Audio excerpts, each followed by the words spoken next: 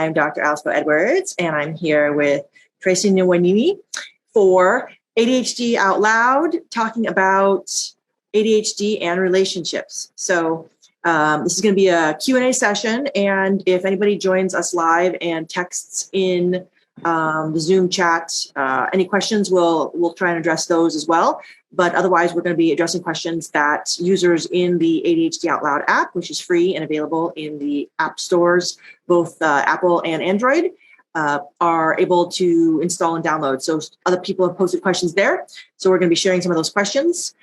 Tracy is going to be reading some of those questions out, and then I'll be providing some feedback and opinion on answering some of those questions.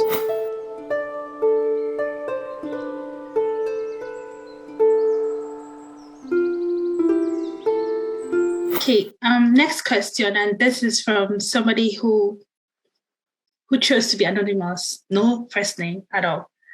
So it says that I have dealt with anxiety for a number of years, but a friend told me they think I might have ADHD. They think my anxiety might be related to having unmanaged ADHD. Has anyone else had this problem? Okay, that's definitely another interesting one. So often with ADHD is what's called co-occurring because it occurs with other conditions.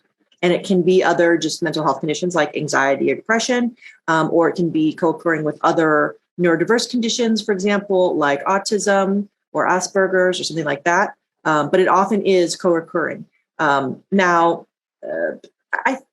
Because all of these conditions are ones where there are neurological conditions, it's kind of like a chicken and egg thing. So, I mean, I think if you lined up a bunch of different psychologists and neurologists and biological, specialists, and you polled them all, we might have different opinions in terms of chicken and egg, which came first, the anxiety or the ADHD or whatever. Especially since many people still struggle with believing that ADHD is a thing, right? So now it has technically been proven. There are like MRI tests and everything, but we won't go into that detail. But from my perspective, I generally would suggest that in most cases, people consider ADHD more primary than the anxiety or the depression, unless there is a particular reason that somebody might be dealing with anxiety. So, for example, if your house was broken into last week, if you're struggling with anxiety this week, that is not likely due to your ADHD.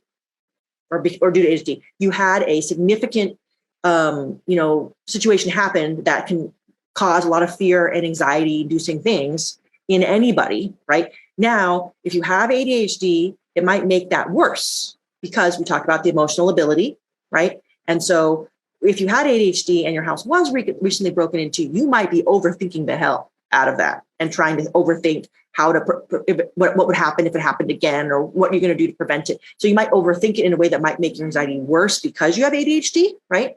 But in general, if you just had something really bad happen, that needs to be addressed, that is legitimately a challenging anxiety-inducing thing on its own, it is probably anxiety to do that. But if it's just generalized anxiety where a lot of people, they just struggle with anxiety over everyday things or things that happen where maybe they haven't caused anxiety in the past, or it's become more anxious building over time, those kind of anxiety things.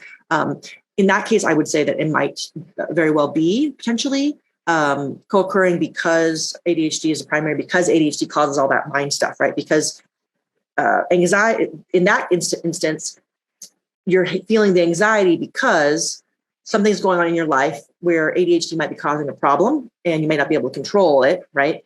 And that lack of control and the overthinking is then creating the anxiety, right? But it could also happen with depression the same way. And also often anxiety and depression kind of come hand in hand because sometimes you get anxious and stressed for a while, but then your body kind of crashes because your body can only handle staying that state for so long. And then you crash into depression. And then you're back up into a state of anxiety or back and forth. You can whiff a wall for a bunch.